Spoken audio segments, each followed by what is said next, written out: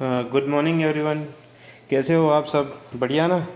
Last time हमने जो video upload किया था, इस बार हम ये जो वीडियो हम लोकल लैंग्वेज में गुजराती में अपलोड कर रहे थे, लेकिन इस बार हमें ये जो वाला वीडियो है हम अपने मातृभाषा में अपलोड कर रहे हैं। जो ये वीडियो है हमारे लॉगिन क्रेडेंशियल के रिगार्डिंग, कि हमारे पास लॉगिन आईडी और पासवर्ड कैसे हम प्रोवाइड कर पाएंगे, हमारे पास लॉगिन आईडी और पासवर्ड कैसे आएंगे, उस रिगार्डिंग हमने ये वीडियो अपलोड किया है।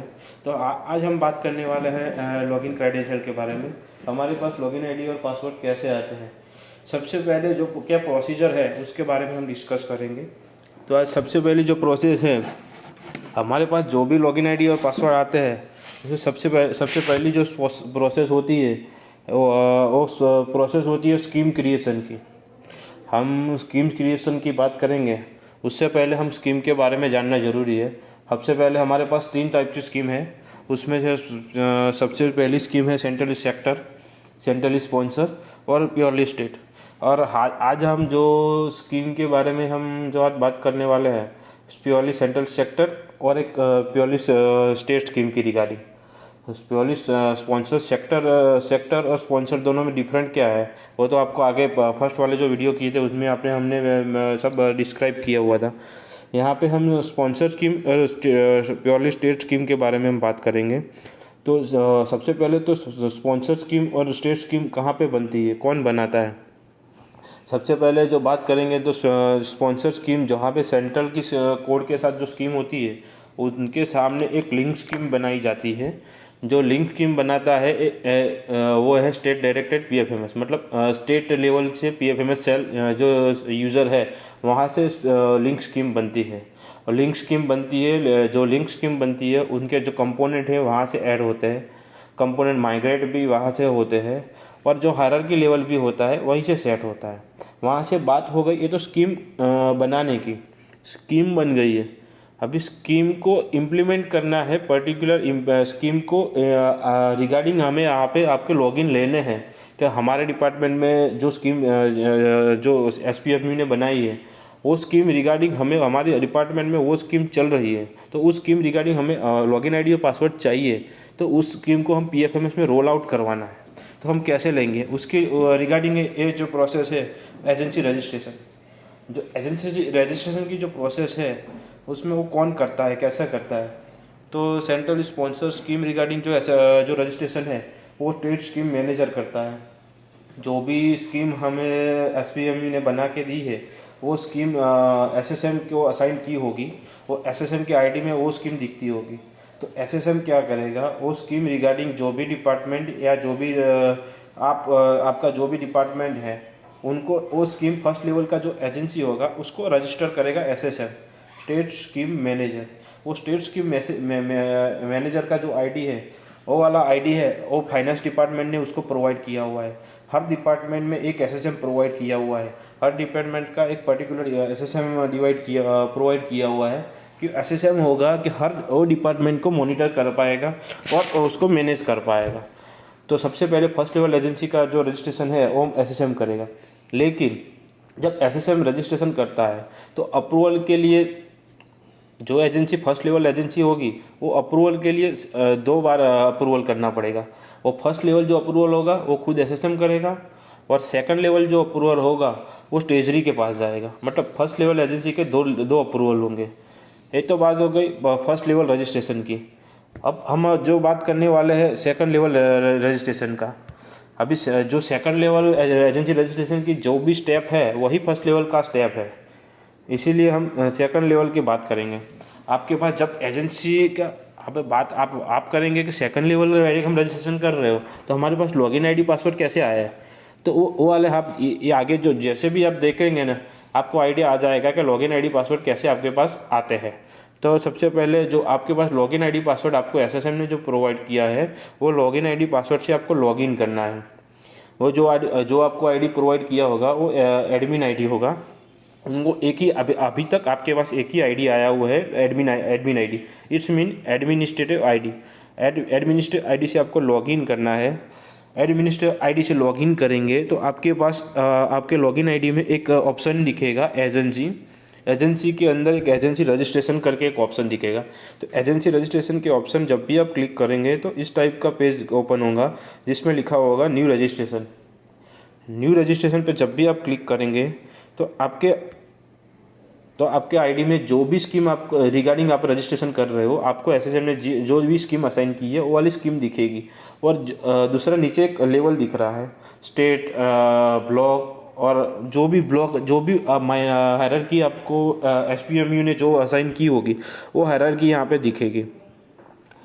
हायरार्की में जिस लेवल पे आप रजिस्ट्रेशन करना चाहते हो उस लेवल को सिलेक्ट करना है, उस लेवल पे क्लिक करना है। जैसे भी आप क्लिक करोगे तो इस टाइप का पेज ओपन होगा। यहाँ पे एजेंसी रजिस्ट्रेशन का प्रोसेस स्टार्ट हो जाएगा। यहाँ पे 4 स्टेप में एजेंसी रजिस्ट्रेशन की प्रोसेस है। जब आपके सेकंड लेवल एजेंसी रजिस्ट्रेशन का 4 स्टेप है। सबसे पहला जो स्टेप है वो एजेंसी का नाम है, मतलब पर्टिकुलर जो भी एजेंसी है वो कहाँ से स्टार्ट होती है, सबसे पहले उससे नाम से स्टार्ट होती है। उसका नाम क्या है, ठीक है, उसके नाम की डिटेल होगी, उसका रजिस्ट्रेशन कब है, कैसे हुआ, जीएसटी नंबर है, एटसेट्रा। जो भी चीज़ है आपके पास अवेलेबल है वो आपको डालना है, जो मैंडेटरी चीज़ है वो डालना है। बाकी आप जो मैंडेटरी नहीं होगा उसके बाद नॉट रिक्वायर करके टिक मार के होगा, उस पर टिक कर दीजिए, वो नहीं मांगेगा। और सेकंड स्टेप है उसके बाद उसका लोकेशन, जो भी एजेंसी है वो कौन से एड्रेस पे लोकेटेड है उस लोकेशन का डिटेल यहाँ पे मांगा हुआ है, वो डिटेल फिलअप करना है। उसके बाद थर्ड स्टेप है एजेंसी कॉन्टैक्ट पर्सन, मतलब जो एजेंसी का जो हेड ऑफ ऑफिस होगा वो कॉन्टैक्ट पर्सन, मतलब रिस्पॉन्सिबल पर्सन कौन है उसकी डिटेल फिलअप करनी होगी। ये जो डिटेल आप फिलअप कर रहे होंगे उसका नाम होगा, उसका ईमेल आईडी होगा, उसका डेजिग्नेशन होगा, उसका मोबाइल नंबर होगा, ऑल्टरनेट नंबर होगा, ये सब चीज़ है वहाँ पे मेंशन करनी पड़ेगी। ये सब चीज़ जब भी आप फिलअप करो तब एक्टिव ही डालना और कुछ भी डमी या एक्सेट्रा मत डालना, क्योंकि जब भी आपको एजेंसी का जब भी पासवर्ड आप भूल जाएंगे तो उस टाइम पे आप फॉरगॉट करने के लिए जाएंगे तो इस टाइप पे डमी या कुछ इनएक्टिव डाला होगा तो आप नहीं कर पाएंगे। तो उस टाइम पे आप हेल्प डेस्क से सपोर्ट मांगने से परेशान हो जाएंगे। इससे बेटर है कि जब भी आप डालो तो एक्टिव चीज़ ही डालो, तो क्योंकि आप फॉरगॉट करने के लिए आपको ईजी रहेगा। तो ये सब फिलअप करना है। तो सेकंड पेज पे जब भी आप ये फिलअप करके सबमिट करेंगे तो फोर्थ स्टेप हो जाएगा आपके जो भी है फंडिंग लेवल। आपका जैसे ये 7 कंटिन्यूस किया वैसे ही आपको एजेंसी यूनिक कोड जनरेट होगा। एजेंसी यूनिक कोड जो जनरेट हुआ है ऐसा उस फर्स्ट जो पहले जो डिजिट होंगे आपके स्टेट के होंगे, स्टेट के नाम से होंगे, और 2 डिजिट होंगे वो आपके लोकेशन सिटी के अनुसार होंगे। उसके बाद आपका जो सीरियल नंबर होगा उस हिसाब से यूनिक कोड जनरेट होता है। यूनिक कोड दूसरे कोई एजेंसी के मिसमैच करेगा, मतलब सेम नहीं होगा, वो अलग ही रहेगा, यूनिक ही रहेगा। जैसे ओके करेंगे तो सेकंड पेज आ जाएंगे। तो सेकंड पेज पे आपको क्या करना है कि आपको जो भी एजेंसी रजिस्टर हो रही है वो एजेंसी की फंडिंग एजेंसी सिलेक्ट करनी है। मतलब कोई भी चीज़ के लिए कुछ अप्रूवल के लिए जो मैनेजमेंट के लिए होगा तो वो चीज़ उसके पास जाएगी। उसको जो एजेंसी रजिस्टर कर रहा है तो वही एजेंसी को वो मैनेज कर पाएगा, उसको एडिट कर पाएगा, जो मैंडेटेड जो भी एडिटेबल चीज़ होगी उसको ये एडिट कर पाएगा। ऐसे ही फंडिंग लेवल जैसे डिस्ट्रिक्ट लेवल की एजेंसी रजिस्टर हो रही है तो उसका फंडिंग लेवल स्टेट हो जाएगा, उसका हायर अथॉरिटी, वो हायर अथॉरिटी लेवल सिलेक्ट करके उसका एजेंसी का नाम सिलेक्ट करके सबमिट करेंगे। वो सबमिट करने के बाद उसके बाद आगे के स्टेप होगा बैंक अकाउंट की डिटेल। मतलब बैंक अकाउंट की डिटेल जो भी एजेंसी रजिस्टर कर रही है तो उसका कुछ ट्रांजेक्शन के लिए जो भी बैंक अकाउंट की डिटेल फिलअप करनी है वो आगे बैंक अकाउंट की डिटेल फिलअप करनी है।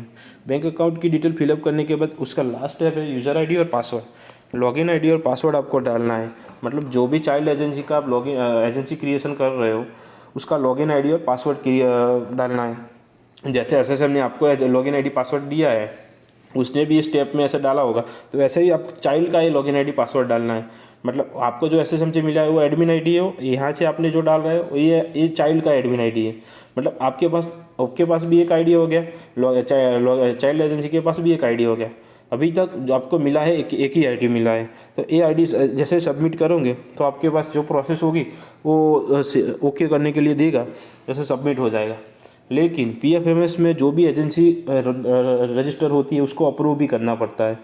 अप्रूव क्यों करना पड़ता है, क्योंकि यहाँ पे अकाउंट ट्रांजेक्शन होता है। मतलब जो भी अकाउंट की डिटेल होती है वो एक account one account to other account transaction होता है। जो भी PFMS में जो भी अकाउंट की डिटेल डालते हो बैंक सर्वर से उसको इंटीग्रेट हो, बैंक सर्वर है PFMS के सर्वर के साथ इंटीग्रेट किया हुआ है। मतलब जो भी बैंक PFMS पे आपकी डिटेल डालते हो वो वैलिडेट होती है। वो वैलिडेट हो जाने के बाद ही आप उसको पेमेंट करने के लिए एलिजिबल हो जाएंगे। ठीक है, तो आपने जो एजेंसी की बैंक अकाउंट डिटेल डाली है वो 2-3 घंटे में जब भी वैलिडेट हो जाए, टिक मार्क हो जाए, तभी एजेंसी को अप्रूव करना है। तो अप्रूव करने के लिए कौन सा ऑप्शन है, एजेंसी में जाके एजेंसी अप्रूव, यहाँ पे क्रेडेंशियल सिलेक्ट करके जैसे ही क्रेडेंशियल सिलेक्ट करेंगे तो यहाँ पे आपकी जो भी चाइल्ड एजेंसी रजिस्टर होगी, ये एजेंसी अप्रूव कौन करेगा, जो भी चाइल्ड एजेंसी रजिस्टर हो रही है तो उसकी पेरेंट एजेंसी उसको अप्रूव करेगी। ठीक है, लेकिन जो रजिस्टर कर रही है वही अप्रूव करेगी। तो वहाँ पे जाके ये वाली जो एजेंसी है ऐसे उसको सिलेक्ट करना है, एजेंसी का नाम पे हाइपर लिंक होगा, उसको जाके ओपन करना है। ओपन करेंगे तो जो भी स्कीम रिगार्डिंग आपने जो बैंक अकाउंट डिटेल डाला है उसमें नीचे फुल्ली डिटेल आ गई है। सबसे पहला स्कीम है, बैंक की डिटेल है, अकाउंट नंबर है, एजेंसी नेम एज पर बैंक है, उसके बाद बैंक का स्टेटस लास्ट में जब जो टिक किया है ना वो टिक किया होगा तभी आप उसको अप्रूव करना है, नहीं तो आपको दिक्कत हो जाएगी। वो अप्रूव करके जैसे ही अप्रूव करेंगे तो आप एजेंसी आपकी रजिस्टर हो जाएगी। आपको जो लॉगिन आईडी पासवर्ड आपने जो डाले थे रजिस्ट्रेशन टाइम वो आपको लॉगिन कर पाएंगे, वो एक्टिव हो जाएंगे। ये तो बात हो गई आपके पास एजेंसी रजिस्ट्रेशन की, आपके पास एक ही आईडी आया है। लेकिन आप खुद जो कॉन्टैक्ट पर्सन जो हेड ऑफ ऑफिस होगा उसका आईडी आया है, लेकिन उसके सिवाय भी आपको एडिशनल 2 आईडी और बनाने हैं। वो 2 आईडी कैसे बनाने हैं, वो जो 2 आईडी बनाने हो उसको हम डेटा ऑपरेटर और डेटा अप्रूवर आईडी बनाने हैं। आपके पास जब भी पेरेंट फर्स्ट लेवल की बात करें या चाइल्ड लेवल की बात करें, दोनों के पास एक एक आईडी आए हैं। अब दोनों को 2 और यूज़र बनाने हैं, डेटा ऑपरेटर और अप्रूवर। अब सबसे पहले फर्स्ट लेवल या सेकंड लेवल जो दोनों की बात करें, वो दोनों आईडी कहाँ से बनेंगे, कौन से आईडी से बनेंगे। ये जो आईडी बनेंगे वो आपके एडमिन आईडी से बनेंगे। तो इसके लिए सबसे पहले आपको एडमिन आईडी से लॉगिन करना है। एडमिन आईडी जब भी लॉगिन करेंगे ना, डेटा एडमिनिस्ट्रेटर आईडी से आपको लॉगिन करना है। डेटा एडमिनिस्ट्रेटर आईडी से लॉगिन करेंगे तो आपके लॉगिन आईडी में एक ऑप्शन दिखेगा मास्टर। तो मास्टर में जाके यूज़र में जाके ऐड न्यू करेंगे तो आपको ये नीचे टाइप का सेकंड जो स्क्रीनशॉट दिख रहा है उस टाइप से स्क्रीनशॉट दिखेगा। तो उस स्क्रीनशॉट पे आपको दिख रहा है फर्स्ट वाला जो क्राइटेरिया है उसमें दिखा है टाइप्स ऑफ यूज़र, मतलब 3 टाइप के यूज़र यहाँ पे दिखेंगे, डेटा ऑपरेटर, डेटा अप्रूवर और डेटा एडमिनिस्ट्रेटर। यहाँ पे एक चीज़ ध्यान रखना, आप जब भी डेटा ऑपरेटर बनाओ तो आप मल्टीपल बना सकते हो, लेकिन डेटा अप्रूवर जब भी बनाओ तो मैक्सिमम 2 ही बनाना, क्योंकि ज़्यादा बनाएंगे तो आपको दिक्कत हो जाएगी। इसीलिए डेटा ऑपरेटर मल्टीपल बना सकते हो। अब उसके बाद क्या क्या डिटेल रिक्वायर है यहाँ पे सब लिखा हुआ है, first name, last name, email ID, phone number, mobile number और लॉगिन आईडी। ये सब चीज़ एडिटेबल है सिवाय लॉगिन आईडी। लॉगिन आईडी हो जो एडिटेबल नहीं होगा। तो आप क्या करेंगे, जब भी लॉगिन आईडी आप बनाएंगे वो आपको मैन्युअली डालना है। तो लॉगिन आईडी बनाएंगे तो आप जहाँ पे जिसका भी बना रहे हो उसके पोस्ट के हिसाब से डालिए, क्योंकि इन केस कोई रीज़न से उसका ट्रांसफ़र हो गया या रिजाइन कर दिया तो उस केस में आपको वो वाला लॉगिन आईडी आप चेंज नहीं कर पाएंगे, तो वो दूसरे नाम से दिक्कत करेगा। तो इससे बेटर है जब भी आप लॉगिन आईडी बनाओ तो पोस्ट के हिसाब से बनाओ या उसके पीछे उसके नाम से पर्सनल नाम से ना बनाएं। ठीक है, तो ये बात हो गई डेटा ऑपरेटर अप्रूवर। मतलब हर लेवल पे 3 आईडी आ गए। फर्स्ट लेवल पे भी 3 आईडी आ गए, डेटा ऑपरेटर, अप्रूवर और एडमिनिस्ट्रेटर। अब चाइल्ड का भी बनाना है तो ऐसे यही प्रोसीजर करनी है। 3 आईडी आपको हर लेवल पे 3 आईडी बनानी है। मतलब हर लेवल पे डिसीजन सपोर्टिंग सिस्टम अवेलेबल है। इसीलिए हर आईडी आपके पास आईडी कैसे आएंगे, कहाँ से आएंगे, इसका पूरा आइडिया आपको आज आ गया होगा। इसीलिए आप ये वीडियो शांति से देखिए, लाइक कीजिए और सब्सक्राइब कीजिए। Thank you.